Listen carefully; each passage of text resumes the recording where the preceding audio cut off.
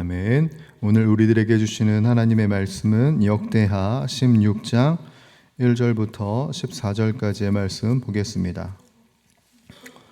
구약 675페이지에 있는 역대하 16장 1절부터 14절까지의 말씀, 우리 이 말씀을 한 목소리로 읽도록 하겠습니다. 아사왕 제36년에 이스라엘 왕 바하사가 유다를 치러 올라와서 라마를 건축하여 사람을 유다 왕 아사에게 왕래하지 못하게 하려 한지라. 아사가 여호와의 전 곳간과 왕궁 곳간에 은금을 내어다가 다메섹에 사는 아람 왕 벤하다댓에게 보내며 이르되, 내 아버지와 당신의 아버지 사이에와 같이 나와 당신 사이에 약조하자. 내가 당신에게 은금을 보내노니 와서 이스라엘 왕 바하사와 세운 약조를 깨뜨려 그가 나를 떠나게 하라 하매, 벤하닷이 아사 왕의 말을 듣고 그의 군대 지휘관들을 보내어 이스라엘 성읍들을 치되 이온과 단과 아벨마임과 납달리의 모든 국고성들을 쳤더니 바하사가 듣고 라마 건축하는 일을 포기하고 그 공사를 그친지라. 아사 왕이 온 유다 무리를 거느리고 바하사가 라마를 건축하던 돌과 제목을 운반하여다가 게바와 미스바를 건축하였더라. 그때의 선견자 하나니가 유다 왕 아사에게 나와서 그에게 이르되, 왕이 아람 왕을 의지하고 왕의 하나님 여호와를 의지하지 아니하였으므로 아람 왕의 군대가 왕의 손에서 벗어났나이다. 구스 사람과 룹 사람의 군대가 크지 아니하며 말과 병거가 심히 많지 아니하더이까.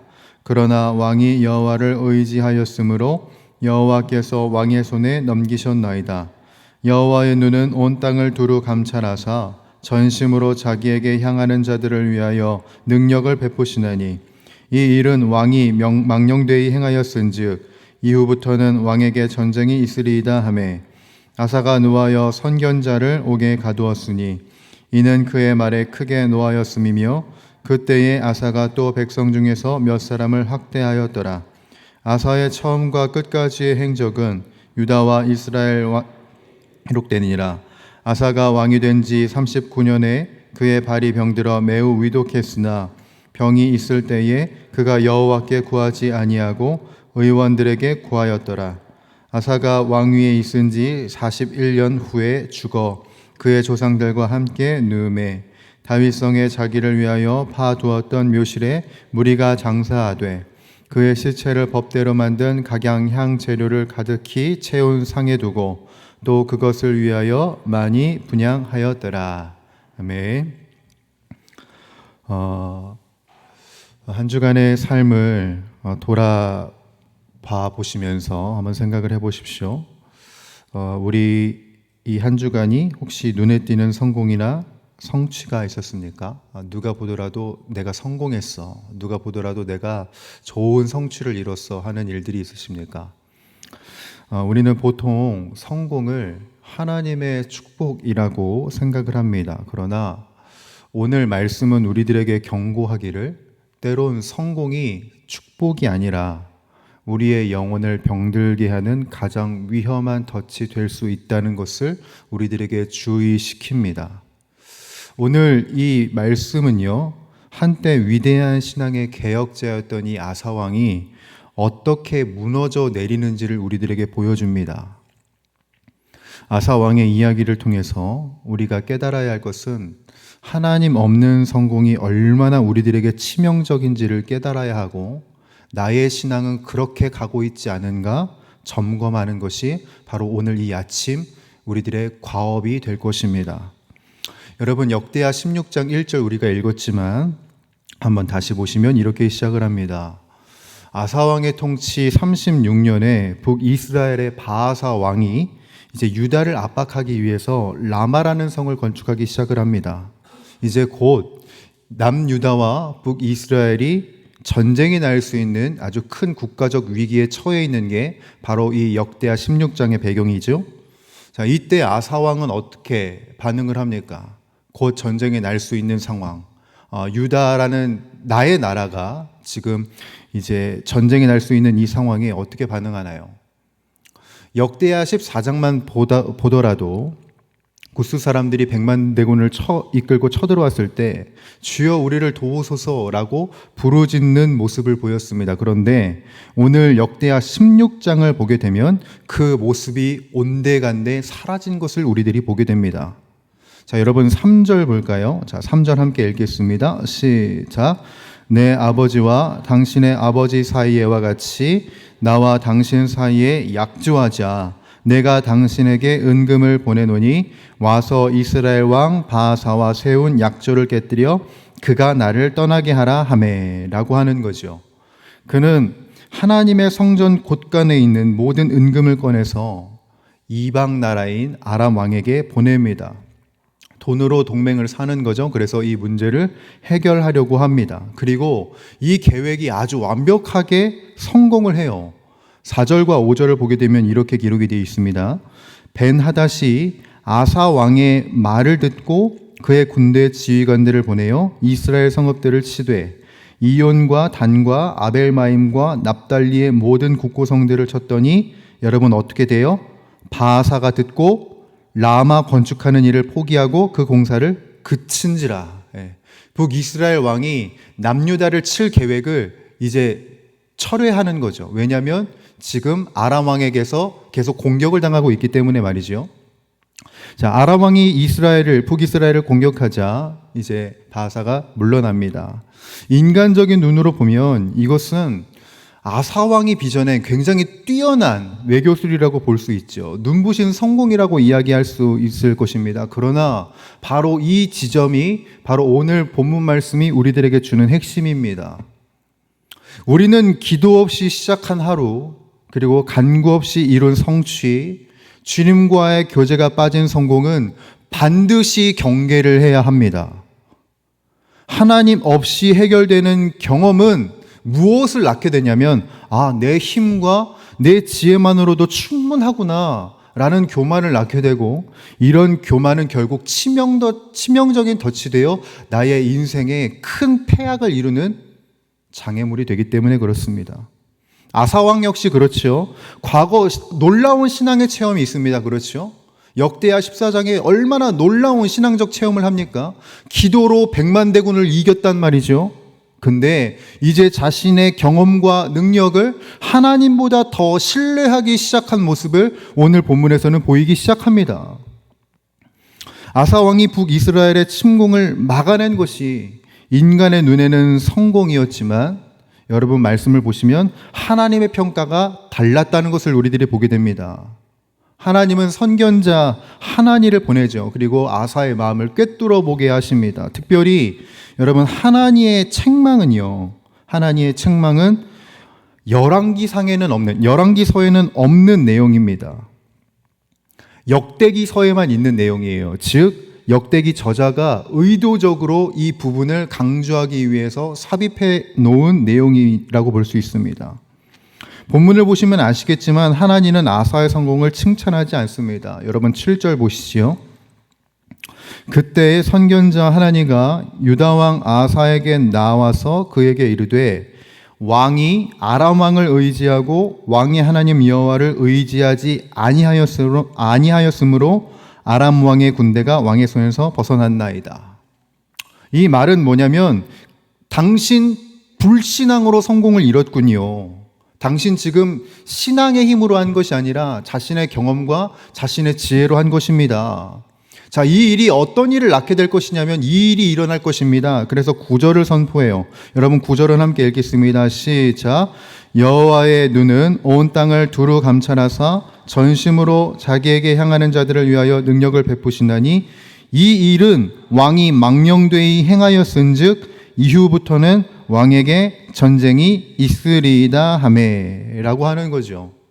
하나님은 아사를 도울 모든 준비를 하고 지켜보고 계셨습니다. 그런데 아사는 하나님께 묻지 않았어요. 묻지 않고 자신의 지혜와 자신의 경험으로 이 성공을 이뤄내 버립니다. 더 안타까운 것은 뭐냐면 하나님 없는 성공이 아사왕의 교만을 더욱더 부추겼고 그 교만이 아사의 귀를 완전히 닫아버린 것을 보게 됩니다. 하나님의 책망, 이것이 단순히 하나님의 인간적인 책망이었겠습니까?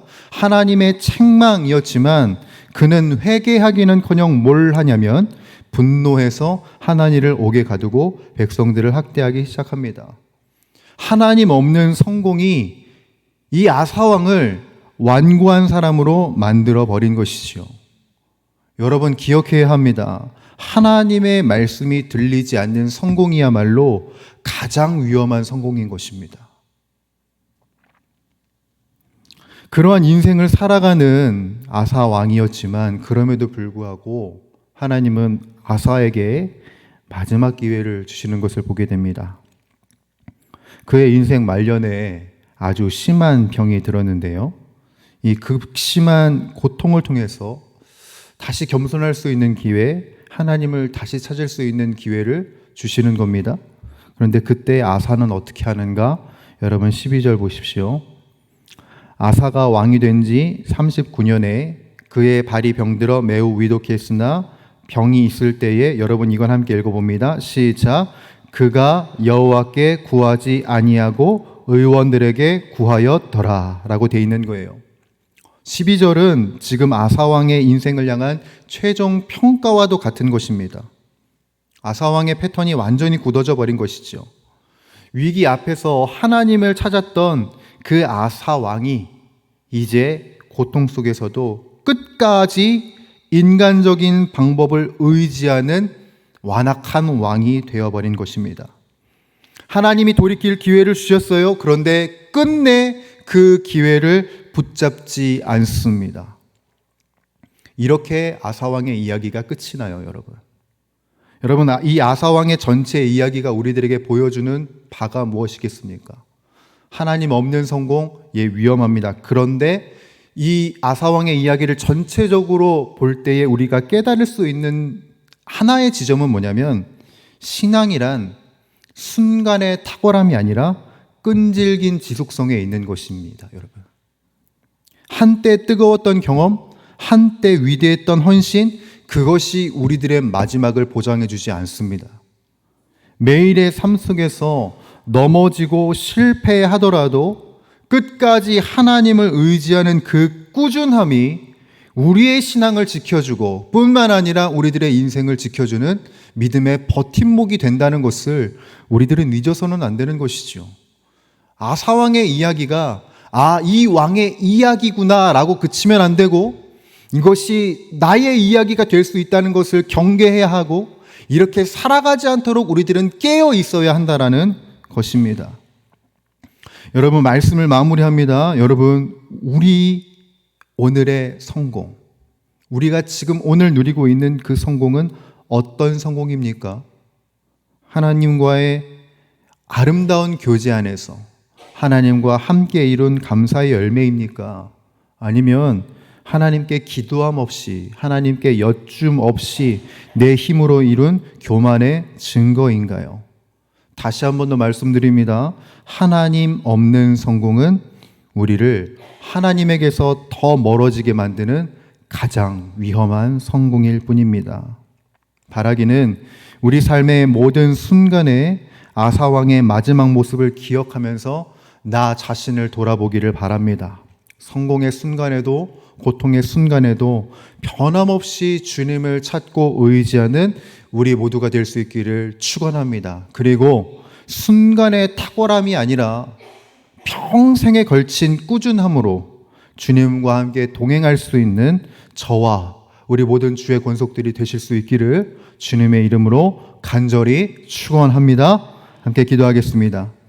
거룩하시고 전능하신 우리 주 하나님 아버지, 우리들의 인생에 늘 동행하시고 우리들의 인생에 위대한 일을 이루시는 주 하나님을 찬양하고 경배합니다.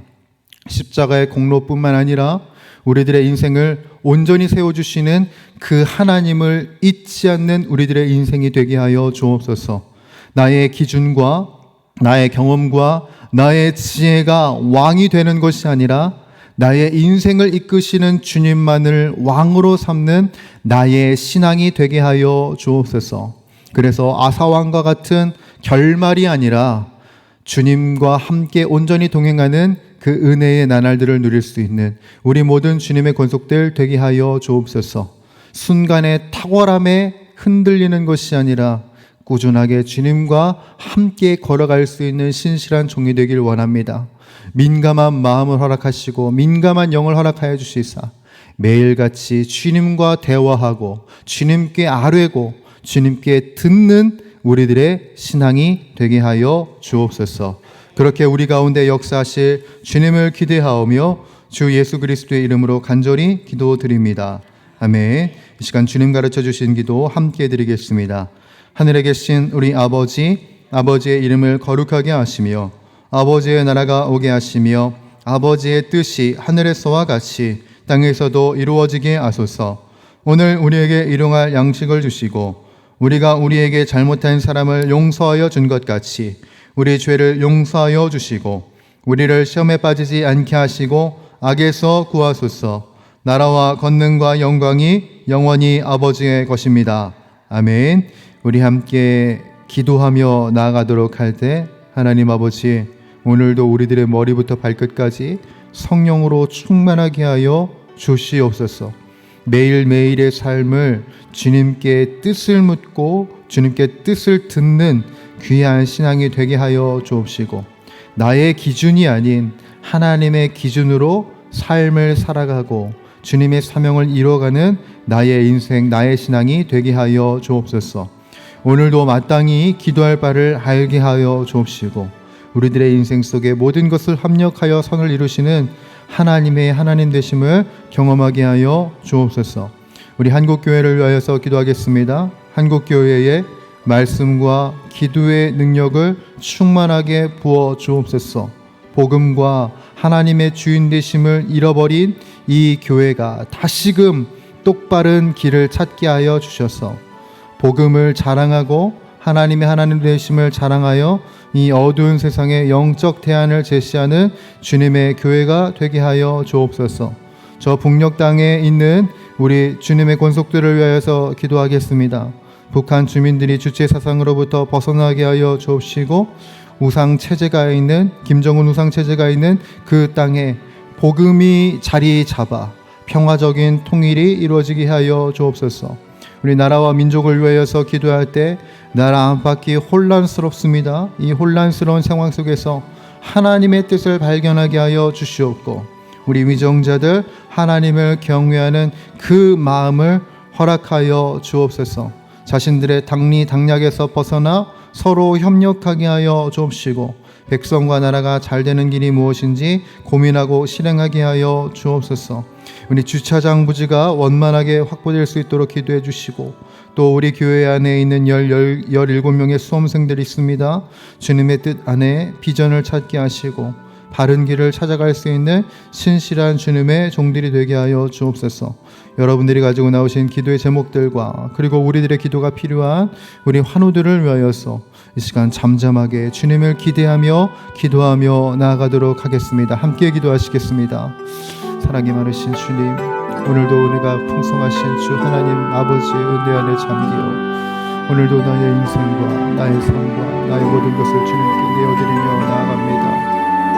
주여, 나의 모습, 나의 소유가 주님에게 있고 나의 모습과 나의 소유가 오직 주님의 손에 있음을 주님 고백합니다. 하나님, 나의 가고 서는 것이 주님에게 달려있고 나의 인생의 모든 것이 주님의 뜻 안에 있음을 고백합니다. 하나님, 나의 기준이 아닌 나의 생각이 아닌 나의 감정이 아닌 주님의 기준과 주님의 복음과 주님의 기준 안에 온전히 살아가는 나의 신앙이